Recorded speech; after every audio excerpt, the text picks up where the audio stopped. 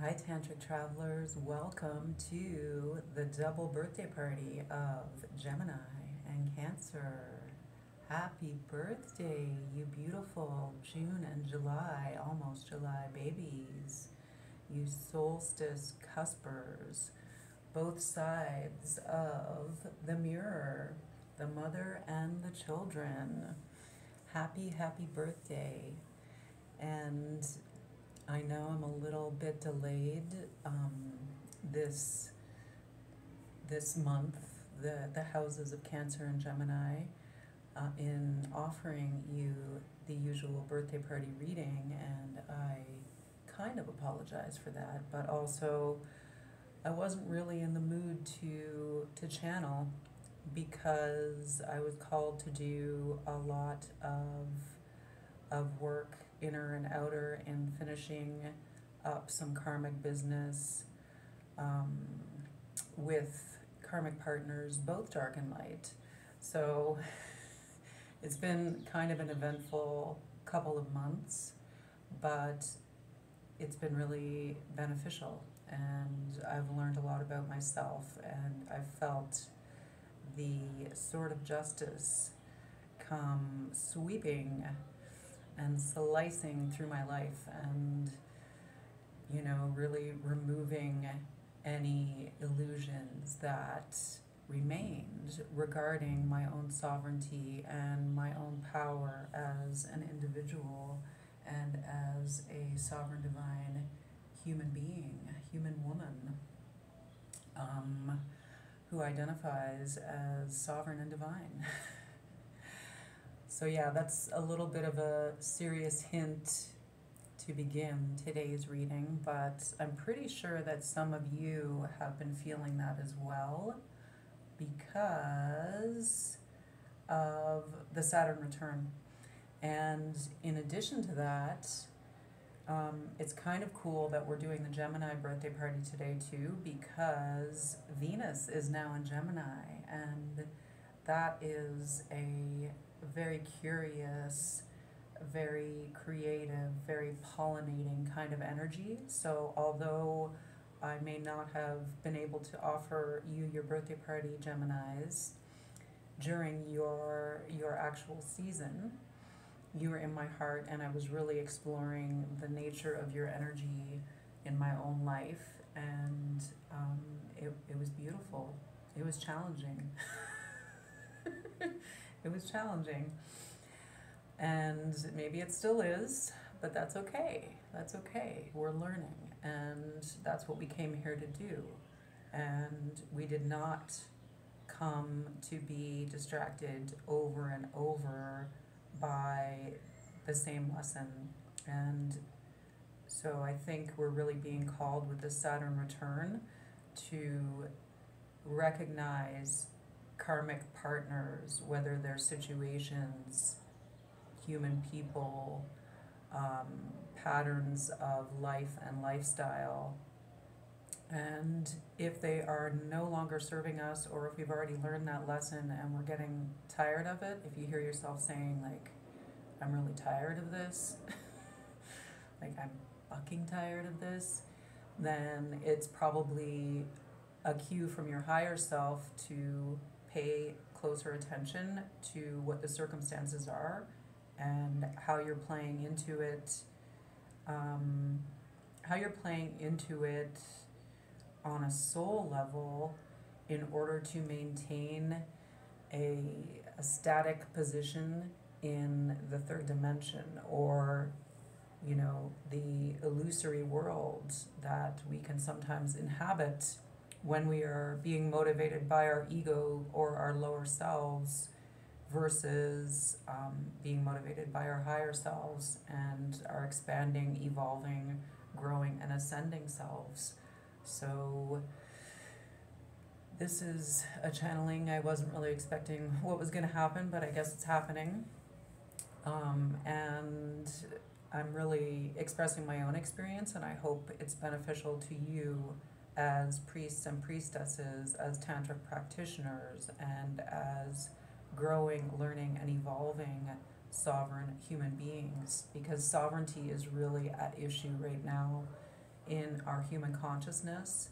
And as someone who is an adoring child of my planetary parents, and as someone who is a mother in my own life, I want to say that as a child and as a mother here on Earth and interdimensionally, the most important quality, the most important element of growing and learning as a constantly evolving being, soul, and the most important element of parenting and assisting others in doing so is our own sovereignty. And it is absolutely essential right now that we recognize, we claim, and retake all thrones of our own sovereignty.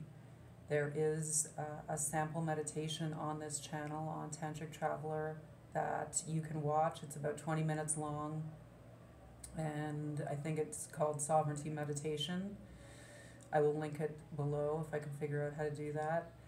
And it is an example or a sample of how we can build our light shield, which protects all chakra or energetic centers that carry us in and between all dimensions as soul beings.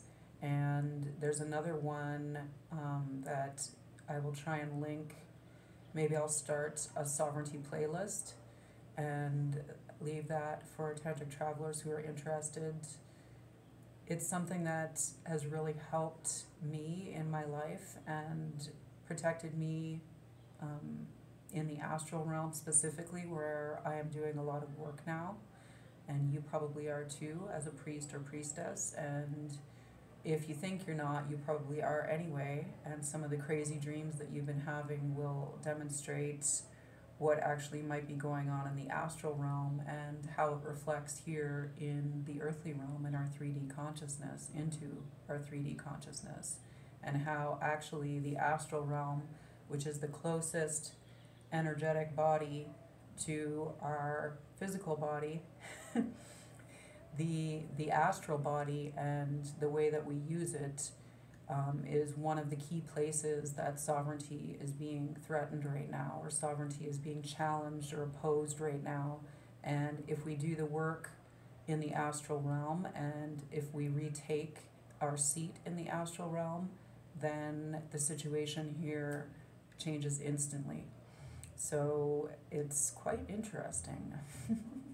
And depending upon what your soul specialty is, or what one of your soul specialty is, for instance, you could be like a Cancer, you could be a mothering soul, you could be a parenting soul, and that could be reflected here as well as in other dimensions. You could be a warrior, you could be a sovereign divine warrior, spiritual warrior, light warrior. That would also be reflected into the 3D realm in that you may meet a lot of opposition that's kind of inexplicable to you when you're just going about your business and living your own life. You may meet very curious opposition and very powerful or jolting opposition from negative karmic partners, or from human souls or individuals who appear as human, who are actually being projected through the astral realm holographically to appear here in this dimension and to mess with the peace that we are attempting to engender and reclaim in this new and reborn era here on Earth, the 13th Baktun, the next cycle of human consciousness, which is being reborn out of the most morbid, destructive cycle of human consciousness, or of consciousness in general in the universe. And here on Earth, there are attempts being made to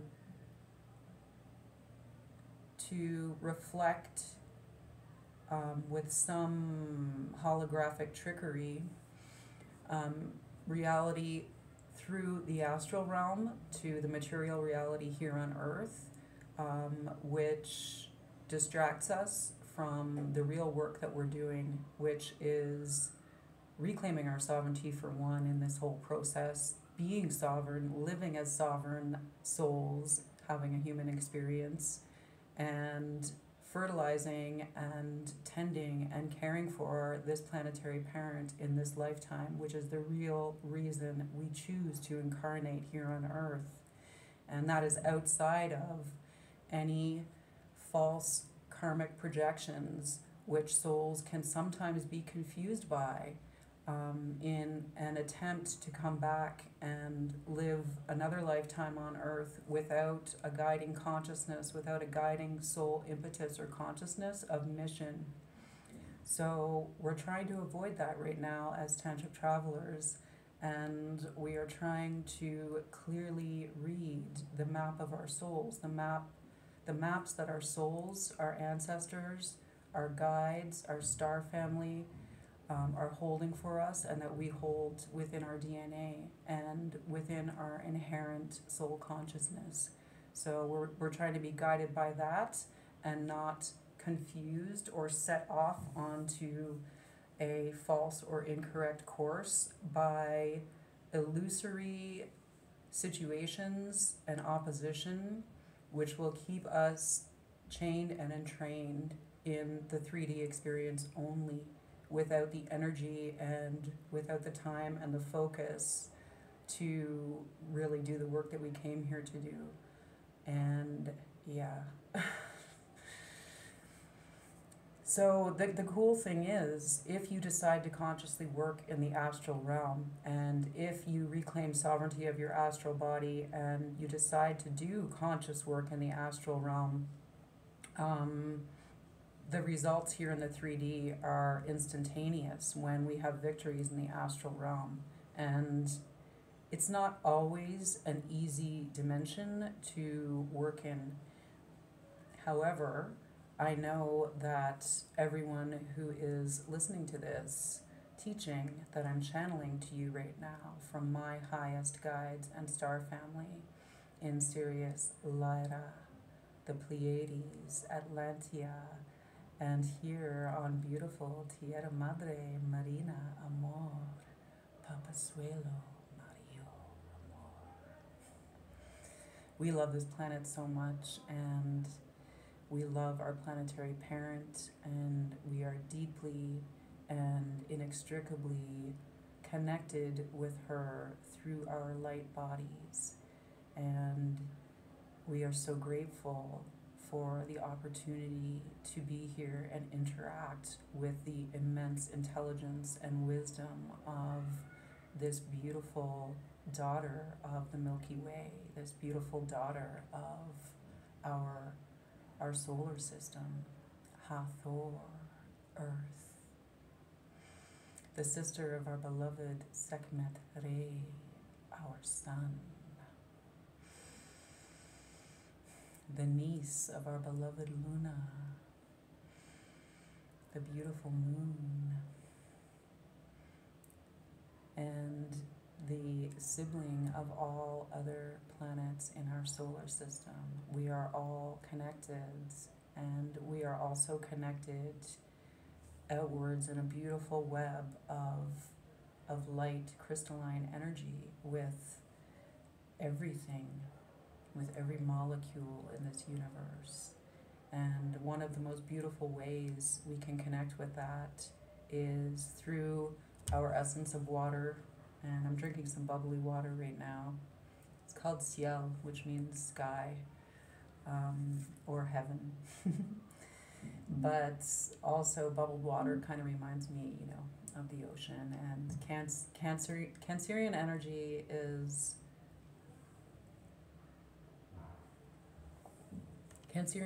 is very protective, very sovereign, and very intelligent.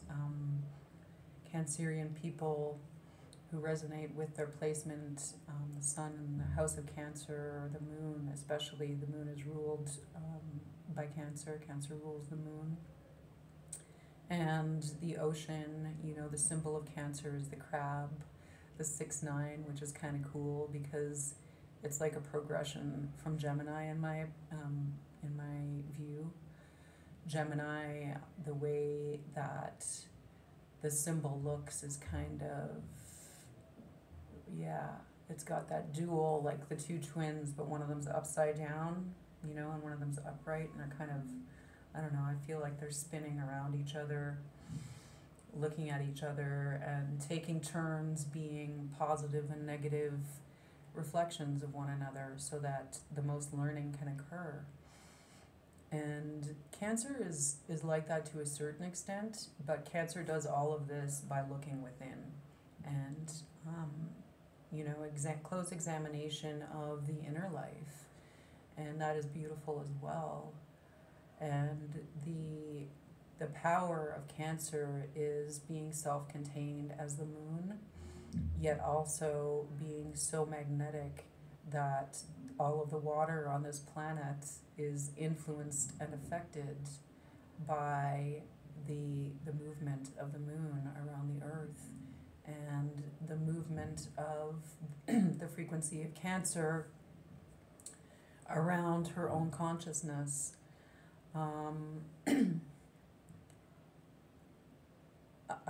My sister's birthday is today. She's a Cancer. I've had good friends that are Cancerian, and lovers, and really good female friends, really good female friends who I've admired very much, but because of my sun placement in Capricorn, which is the opposite sign to Cancer, and is the father energy, or the very, you know, externalized worldly energy, 3D creation and structures of our material existence, whereas Cancer is about the emotions, changeability, water, and not preservation. There are similarities between the two, however, and we can sometimes meet, our minds can meet in those places, our hearts can meet, but I know that the way that I am can be pretty challenging to Cancerian people, and kind of vice versa. They kind of get on my nerves, to be honest, sometimes, because of the overt. I love sensitivity and emotionality, and I try and appreciate it, but on the surface level of the solar placement, it is very opposite to the way that I operate in the world, with my sun in Capricorn and my rising in Aries and Mars in Aries. So it can be challenging, and I can find myself getting kind of impatient with the difference in time.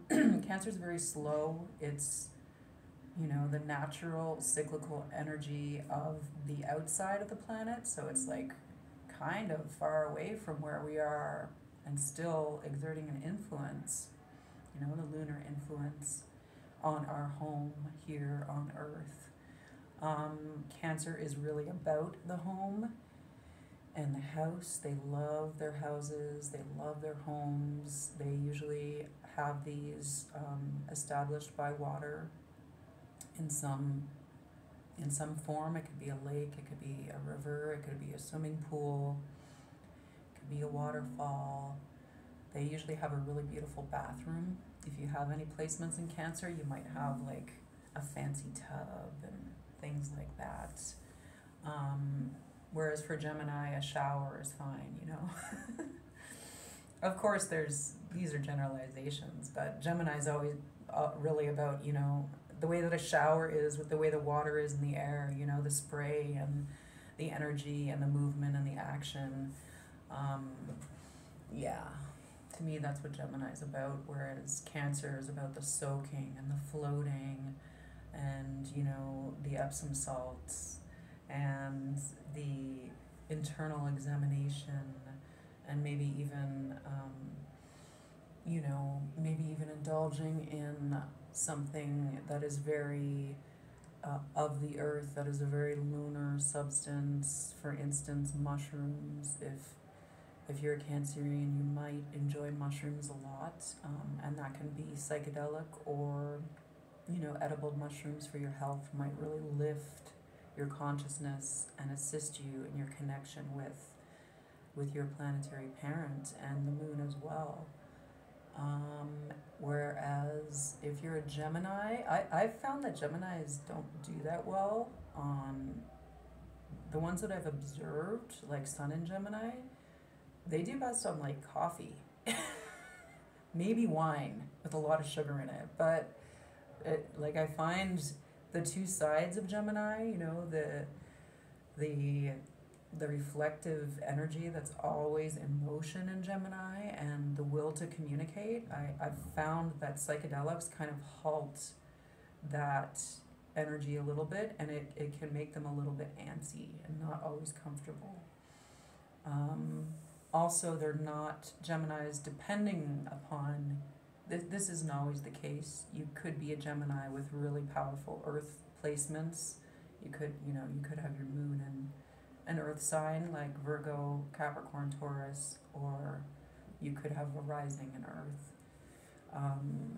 However, the sun in Gemini is very freaking powerful, and it's mercurial energy, it's changeable energy, and I feel like psychedelics could sometimes be like just too much added motion to the mental body. But maybe cocaine, I don't know. I mean, I'm not recommending that. Although the coca plant and the substances out of that plant are very powerful spiritual substances, very powerful energetic substances. It's the way that they have been, corrupted and monetized and used in the enslavement of humanity and in the destruction of our planet that is disturbing. So, yeah. These connections would be made quickly by the Gemini mind, and I'm channeling it now, even as I'm channeling the Cancerian mind, which is funny because Gemini's always like that, you know? Like, I've never really met a Gemini who is 100% loyal to their family or their partner or their job. They've always got, they may be loyal, but they've always got something else going on. Like, a Gemini would never just have one job. Ever. Even if they have the same job, they would do it in a minimum of 2 places. And, you know, they would never just have one person that they were in love with. It just doesn't happen that way. They would never just have one child. Geminis like to be involved in many, many people's lives and activities and energy. And it's like, you know, it is like this incredibly quick kind of spider energy that can move across this web of communication and light, and without getting stuck. It's rare that Geminis get stuck. I don't know how Geminis feel during the Mercury retrograde. If you are a Gemini, let me know in the comments or privately. Because Mercury retrograde is kind of challenging for me, but I've got my Mercury in Capricorn. What else about Cancer, Gemini? So for birthday gifts, for Gemini, I would definitely go books. I would definitely go music. And books should be like very intricate kind of philosophy or very different poetry that kind of weaves in and out of the material existence with maybe like science fiction or some kind of really like far-reaching sort of energy, you know, sort of ideas. It could be really, really complex and piquant music, classical music, jazz, very fast jazz. I have a Gemini friend who loves flamenco music, so not that it's foreign, but that it's intricate and that it might not be easy to understand at first, and it might be even a little grating on the nerves to a lot of people, but Geminis are like, oh yeah, I'm into it. The other thing about Geminis is they're not always the best at making a plan. They don't like to be corralled in.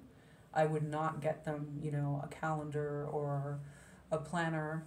And I would, if you were dating a Gemini or you have Gemini children or parents, I wouldn't expect them necessarily to always be there at an agreed time. It would kind of be a circuitous route to meet up with you. It would usually work out if you know each other well. You have to be open to that with Geminis. And if you're not in that state of mind, it could be irritating to you. It's possible, I will even say this, okay? It's possible that Geminis would have like more than one family going at a time. So not just even more than one partner, but more than one family. Whereas a Cancerian is very like my family, my home, my children, my life, my car, my things, you know? I always say, and this is totally fine. I'm not like this, but it's totally fine, Cancerians. Your homes are beautiful and welcoming and warm if someone is privileged enough to be invited in. I always say if a Cancerian travels, he or she likes to carry their house with them. So it's a very crab-like energy, like it's uncanny, you know, and they have to have a vehicle to do that. A Cancerian would not be happy living without a vehicle that was loaded up with everything they might need on, you know, a trip to the corner store. So,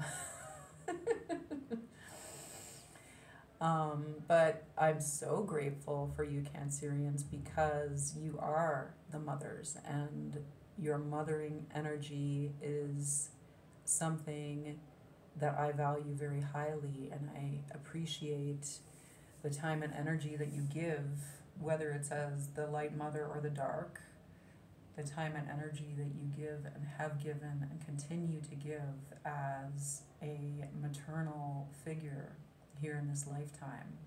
And that can be in many ways. It doesn't have to be with other humans.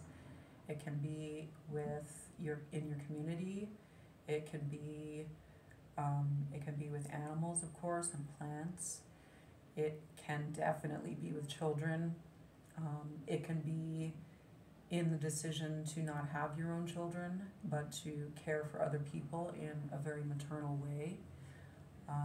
And that is, it can be to care for a planetary parent, to care for older people as well. That's so beautiful.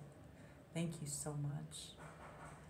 And don't forget to take care of yourself, my beautiful Cancerian Tantric Travelers. Don't forget that you are the sovereign, divine mother, that you are our powerful auntie, La Luna, that you are the magnet that pulls the water of which we are all composed, and the light within that water, our hydrogen dioxide goddess.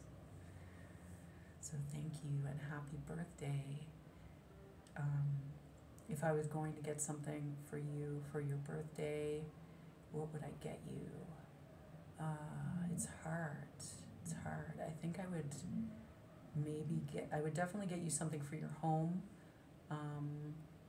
Yeah, I think I would. Something maybe for your bathroom, some beautiful soap, some shampoo for your beautiful hair.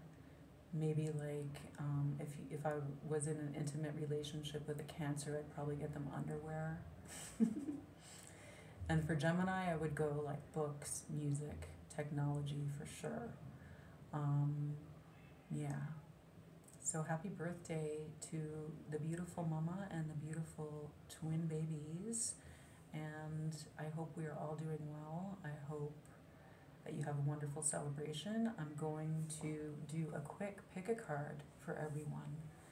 So 3 objects, the blue ribbon for the first pile,